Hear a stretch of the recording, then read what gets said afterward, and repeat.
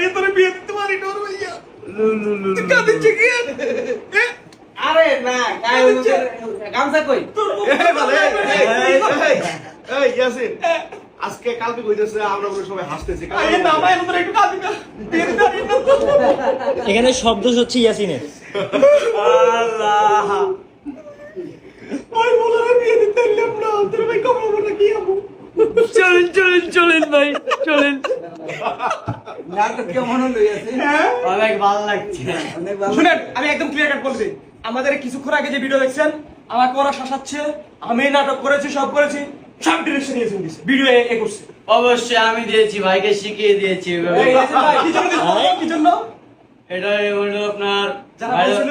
যারা বলছিল হ্যাঁ। যে আমরা নাটক করতেছি অনেক কিছু করতেছি, কিন্তু হ্যাঁ অবশ্যই নাটক করতেছি। হ্যাঁ নাটক একটু দেখাই দিলাম নাটকটা কিভাবে করতে হয় একটু বাংলাদেশের ডিরেক্টরদের শিখাতে হবে না?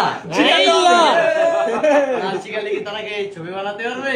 শিখতে হবে আমাদের কাছ থেকে ইয়াসিনকে ডিরেক্টর বানাবো আপনি হচ্ছে ভাই আরেকটা কথা কই ইয়াসিন সবাই বলতেছে এরপরে ইয়াসিন ভিডিও করবে টিকটক বানাবে আর ভাই আমরা নিজে পেজ খুলে দিমু চালা এই ওই থাকেন থাকেন ভাই পরে এ দেখেন 100% পেজ খুলে দেব ওর মতো সে যোগ্যতা আছে পেজ চালানোর ভিডিও করার মতো সেই যোগ্যতা আছে ঠিক আছে তুমি এই নাটক বানাইলে একটু ভাই অবশ্যই হ্যাঁ অবশ্যই। আরে ইয়াসিনে ভিডিও করবে, ইয়াসিনের বউ পাবলিশ করবে। তোমার ডিরেক্টর থাকবে কে আমি না তালমিনা থাকবে, ও পাশে এসে ভালোবাসার মানুষ থাকলে মনে করেন পুরোটাই কাপাই দেবে। ইল্লা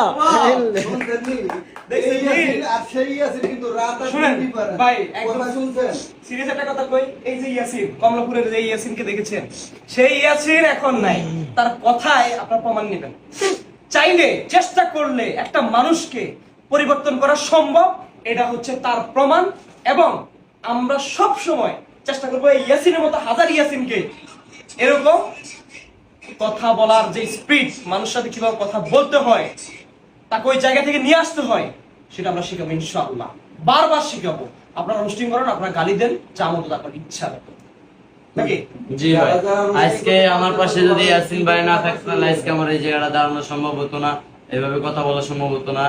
আমি যখন ইয়াসিন ভাইয়ের ভয়তে ভয়তে বলতে পারি না, যখন বলছি ভাই আমার মনের ভিতরে একটা ইচ্ছা ছিল যে আমি নিজে পানি ব্যবসা করে নিজের মতো নিজের পায়ে দাঁড়াবো, আজকে আমাকে ইয়াসিন ভাই আমার পাশে দাঁড়াইছে দেখে আজকে আমি অনেকটা উপরে আছি এবং মনে করি নিজে আজকে অনেক পরিবেশে আছি। আগের ইয়াসিনে তো অন্য ইয়াসিনে গেছি এবং মনে করে নিজে আজকে খাইতে পারতেছি, ঘুমাইতে পারতেছি, পরিষ্কার পরিচ্ছন্ন পোশাক পরতে পারতেছি খালি আমাদের এই ইয়াসিন ভাইয়ের কারণে।